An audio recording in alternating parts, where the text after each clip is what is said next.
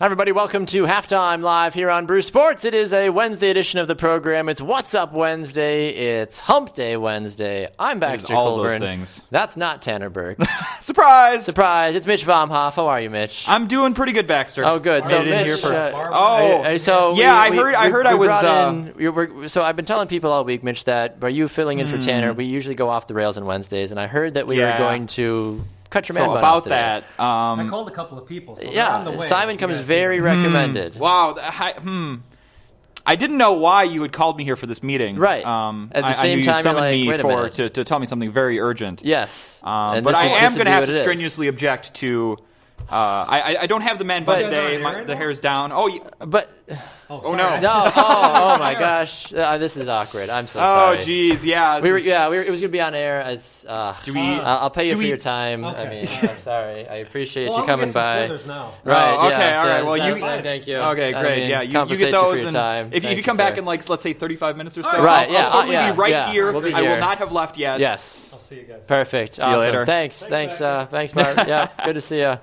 Anyway, dare we? Perfect. The mystery hand. It's back. Let it be shown that we are not actually exchanging money. Yes. We are not bribing anyone on this show. No, maybe ever. At least not to my knowledge. But I'm not on the show regularly, so I don't know what you guys do. Well, I was wondering why you were sitting so far away from me, Mitch. I mean, you can scoot closer to me if you want to. I mean, you don't have to. Okay. It's up to you. I thought you appreciated your distance back. I do like some distance. I like to be able to have room to spread out and do my arm stretches in the middle of the show. But I mean, aside from that, I mean, you got to just kind of embrace it. Yeah, embrace the now. Embrace the here and now. But anyway, it is halftime today. It is a little bit of a shorter show. But I am certainly excited to get the program off and rolling. As we mentioned, if you missed it earlier in all the hullabaloo and chaos, that is Mitch Vomhoff. He is the co-host of Double Dribble on Tuesday nights with Jimmy Carlton at 5 p.m. Central Time. Last night's show, I believe, is live on Bruce Sportsnet right now. Yep. Find it here on our Facebook page, and you also go check out the website, brucesportsnet.com. We are also live on the YouTubes as well, so some good stuff out there for you YouTubers. So we're going to be joined in just a little bit by Christian Heimel, one of our MLB insiders, to give us just a quick hit around the league to see what exactly is taking place out there. Some good stuff, some fun stuff. But of course, we are also wondering what in the world somebody like Tanner's doing today. We know he's headed. Are we going to get our? We know he's headed to update? Florida. We know what's going on there. I don't know. I've yet to get a text from Tanner to be like, "Yeah, let's have the Tanner cam or the Burke mobile or something." I don't know, something of that. We just strapped a GoPro to Tanner's forehead. We really should have. That would have been, I think, a very successful. Yeah, I think people would have paid for that segment to be like, "Let's check in on the Tanner cam." And find him. I probably could call him just to be like, Tanner, because I know he left this morning, but I don't know where he actually is. We could be getting a live shot from inside an airport right now. Right, we have no idea. Fantastic. We have absolutely no idea. But because it is a shorter, quicker, fast show today, we are going to jump straight into Christian Heimel this morning to say a good morning to him. A good morning to all of you amazing people also watching in here on Facebook and YouTube and Spreaker. Good to see Greg and Tanner and Adam and Jeff and Luis and Do want to give a shout out to else. Luis. I'm going to put nice haircut Tanner as a mark in the Pro Man Bun column. There you as go. An extension of our question of the week. It'd be like somebody's all about it. The basketball show. I mean, I don't know. I don't know if I could ever have a man bun, honestly. That's fine. It's not for everyone. I totally understand. That's true. I mean, when you talk about someone that doesn't have a lot of hair, Christian Heimel usually comes to my mind well, too. But Christian, a good day to you, that's sir. That's a cold open. Do you think I should cut Mitch's man bun? Maybe he could donate some of his hair for Locks to Love to your hair. Wow. I was ready to pay you with a compliment on how nice with the glasses. You are in full travel mode today. Relax. I feel good. Slippers probably for the airport. You bet your bottom I have. And all that stuff. But then, now I'm thinking, truth be told, I'm thinking you may need to get your head shaved so you know what this feels like, my friend. Oh, boy. But at the same time, I've already got gray hairs, Christian, so yeah. it's working its way through me. Why do you think I shaved the sides of my head? Because that's where all the gray hairs come in. So that makes more sense. Just leave the top long, shave the sides. We're all good. Listen, I'm still launching the fight to be able to go completely bald and just keep the beard. But that's good luck. I mean, who are not ready to get rid of my hair just yet. What's left of it, at least. You're gonna say if you end up going that route, Christian, you're gonna have to get out of the sports industry and get into the craft brewing industry, or or move to Portland or something. I'm not upset about that at all. All right, start an indie band. I'm sitting here looking at Rich Eisen, and I'm like, I remember when Rich had the beard. Rich and I could have a similar. We could have a look-alike contest, I think, at some point in our lives. But absolutely, sure. Absolutely. We'll wait for that. Right, exactly. Well, speaking of waiting, I think people are still kind of waiting for the Chicago Cubs to return back to their form that won them the World Series last year. It is obviously still ungodly early to make any sort of predictions. Chicago, they're 17-16 right now. So what? You can lose 90 games and still win the World Series. I'm not going to even go down that road because that, in general, makes me upset. Anyway, what do you take away from Chicago right now? They're in second place in their division. They're obviously starting to get their feet back together, but now they got to deal with Colorado, who's been ungodly, surprisingly good so far to start the season. Well, here's the thing about baseball, and anybody who is part of the game understands this. Hitting usually takes the longest to come around. You think about the Boston Red Sox last year, their bats didn't really wake up until June or July, and then they kind of went on a massive tear hitting, and they're in the same position now where all of a sudden Hanley Ramirez, who hadn't had a single home run, has hit 5 in the last 8 games or whatever it is. Mookie Betts had 4 RBI last night. But the Cubs, I'm not concerned. If you're concerned about the Chicago Cubs, then you're a Chicago Cubs fan because you're still not in full – you don't believe that this actually happened. I am not a Chicago Cubs fan, for the record. But you don't believe that the Cubs actually won the World Series. You're still expecting to wake up from this dream. I remember it as a Red Sox fan in 2005 when you're sitting there going, is this really happening? Are they really saying the defending world champion? It's one of those things. Right. But, I'm not concerned at all about the Cubs. Listen, they still have a tremendous pitching staff. They still have arguably the best defensive second baseman in the league. And then when you add in the rest of the guys, Chris Bryant, Anthony Rizzo, Kyle Schwarber, and the host of others, there's no reason to be concerned. The bats will come around. They will start scoring runs. The pitching is going to be there. The bigger concern is, if they're going to be able to continue to – if they're going to find a way to overcome and be that first place team. I had this team picked to win the division. I still do. I will until someone proves me otherwise. And the only other team I think that can do that is St. Louis, but we're going to have to wait until June or July to really see just how much this is going to play out. Yogi Berra always said it gets late early, but it's not too late just yet for the Cubs. I wouldn't be concerned about where they are right now at 17-16. It's not something to freak out about. Yeah, definitely makes sense. Christian, I want to take a look a little bit at one of the races in the American League that's caught my attention. To me, the New York Yankees have really turned their whole rebuild around in a much faster time frame than anyone really would have anticipated. And second place in the East, right behind Baltimore. With that race, kind of those top 3 teams in the American League East, the Orioles, Yankees, and the Red Sox. How do you see that race shaping up? Is this something where the Yankees and the Orioles are going to keep up their lead throughout the rest of the season, or might they fall back at some point? Listen, if you're expecting the Yankees or the Orioles realistically to be a 110-win team, it's not going to happen. The biggest issue the Orioles are going to have is now with Zach Britton out for 2 months. That is a huge blow to them because in the era that we are currently in, where bullpen pitching reigns supreme, even though in that division you've got the reigning Cy Young winner in Rick Porcello, you've got, despite only having 2 wins in his first 5 starts, in my opinion, the favorite for Cy Young and Chris Sale because of how many guys he's striking out at a remarkable rate. And considering how low his ERA is, this is one of those things. The Red Sox are going to be there as well. But here's the beautiful part about what the Yankees have done. And you got to give Brian Cashman, if you can give the award to Baseball Exec of the Year right now, Brian Cashman deserves it because he went back to what he did 22 years ago in 1995. He built a tremendous team around the core that they have around the young guys. They started trading off people and getting draft picks and turning them into tremendous homegrown talent. When you talk about the Yankees and the essence of New York, it's the core 4, all guys that they brought up through their system, and they're doing that now, and you're seeing the fruits of their labor with Aaron Judge, Greg Bird, Gary Sanchez, who just came off the DL. This is going to be a very fun race. I ultimately see, just because of the pitching, I don't see the Yankees staff being there just yet. I do see the Sox winning this division strictly from a pitching standpoint. Toronto is going to be interesting as well once Josh Donaldson gets healthy again. The Orioles, if they can figure out a way to survive without Britton, they're going to be very, very close. But much to my dismay, I don't think the Yankees are going away, but that's a good thing for baseball. Baseball is at its best when the Yankees are competing for championships.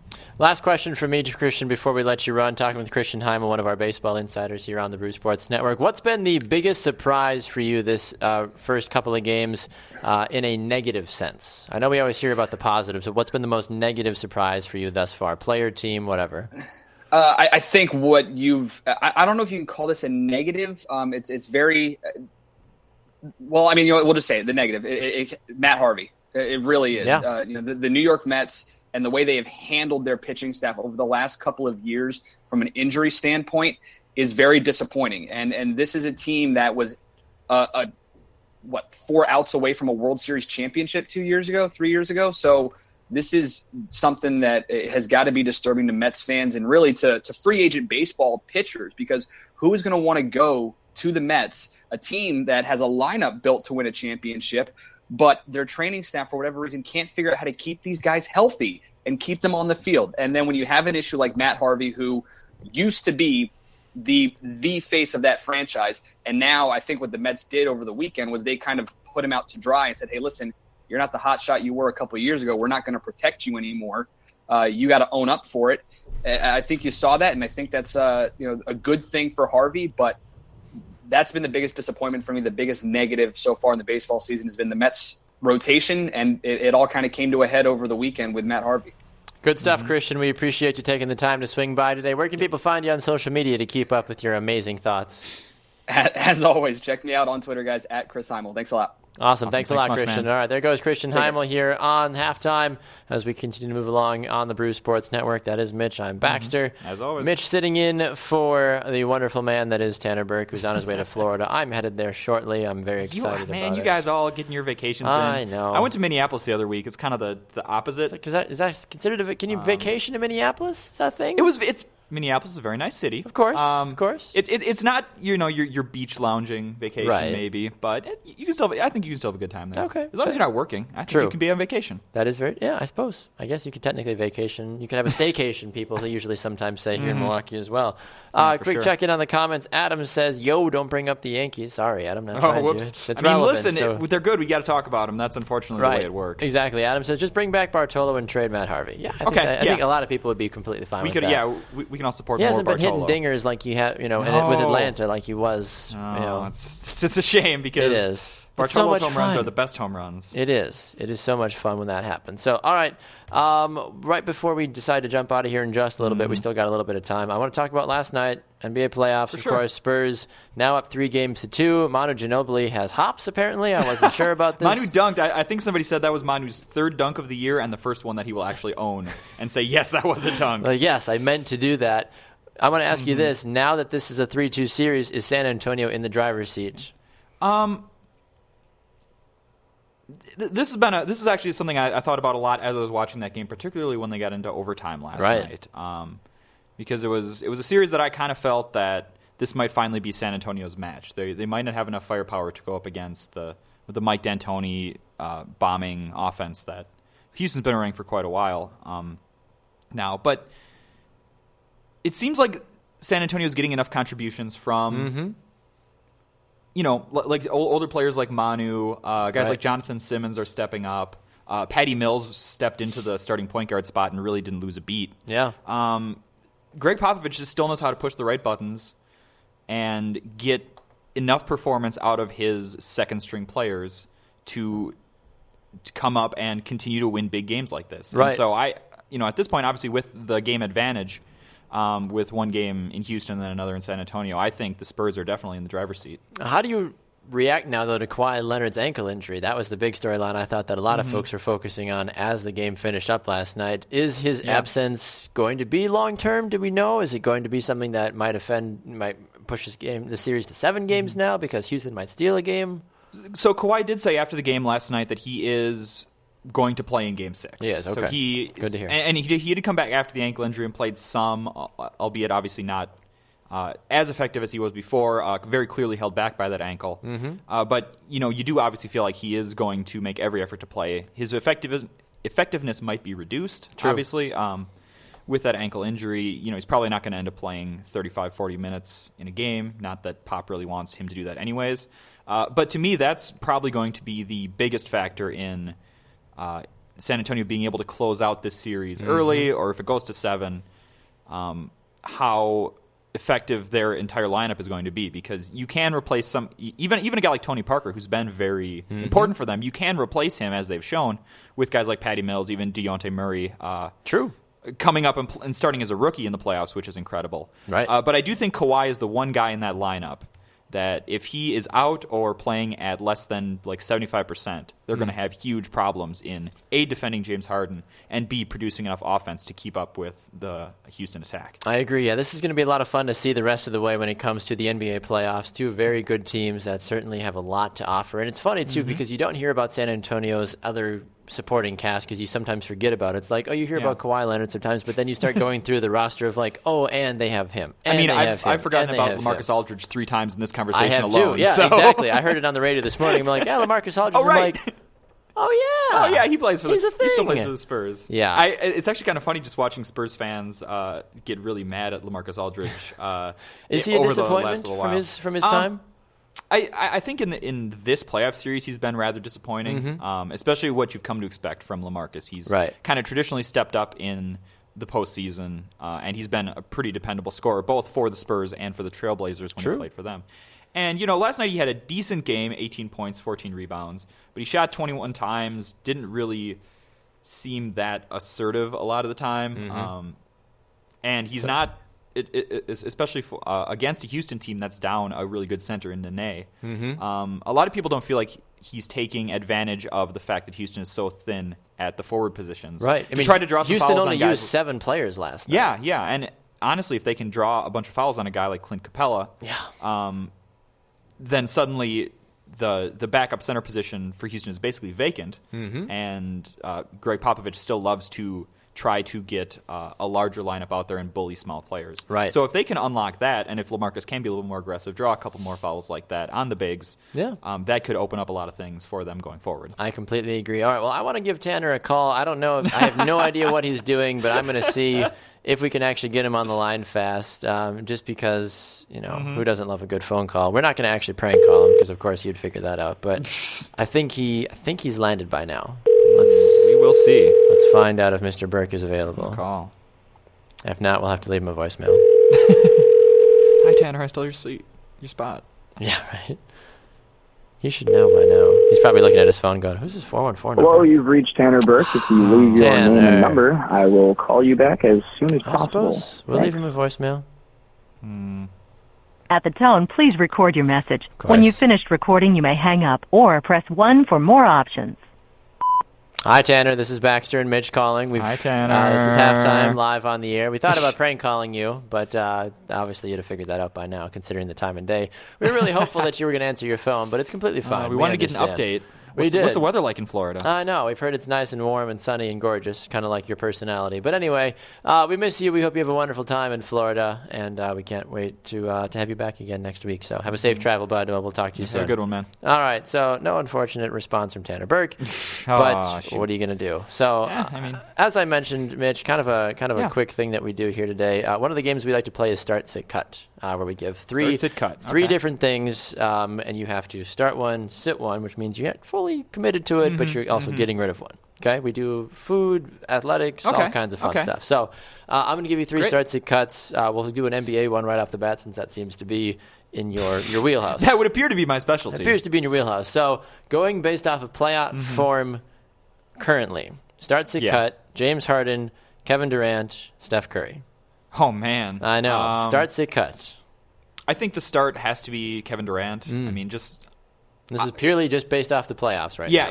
Yeah, definitely. And obviously, Golden State has their setup where they have 4 stars and anyone can go off. That helps. But certainly helps. Kevin Durant, for me, in this postseason, has been the guy that just has taken over when anyone else falters, has taken over and made Golden State go from maybe a, almost perfect contender to, these guys are just going to win a championship and, try and stop them. Right. James Harden's probably going to get my cut. Ooh. Just based strictly based on his recent performance. I mean, kind of threw up a clunker at the end of the game last night.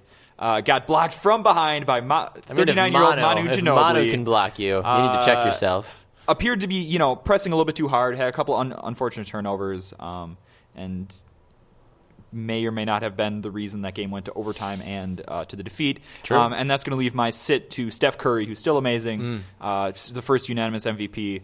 But maybe taking a little bit of a second fiddle to Durant in the regular season and also in the playoffs when Durant is healthy. Yeah, I mean, I honestly can't argue against any of that. You made very valid points, Raul, and I'm going to have to agree with you. I want to go to the food section really fast. So it's my favorite part of Twitter. 3 different areas, basically. So start to cut tacos, lasagna, and stir fry. Oh, man. Picture whatever you need to from your favorite, whatever, from each one. Grandma's chili or whatever, grandma's lasagna or whatever. Grandma's chili's in here too. I know. But like, so tacos, Mary? lasagna, and stir fry. Well, the starter, day one, my day one has to be tacos. Just what's the go-to instant taco classic for Mitch Baumhoff? The go-to taco is going to be a pork shoulder, like a shredded pork shoulder for me. Okay. Just perfect. If you're ever in Milwaukee, Bel Air Cantina, obviously, great tacos. Go there on Tuesday or Thursday, wait for 40 minutes and get some tacos. So worth it. Beautiful. The sit for me is stir fry because I like its versatility. I respect the ability to take whatever you have in your fridge, toss it in a wok, heat it up, throw some soy sauce in there, get a nice stir fry going. Boom. And unfortunately, and I got nothing against you, lasagna, but somebody's got to get cut. Lasagna's great. It hits a spot.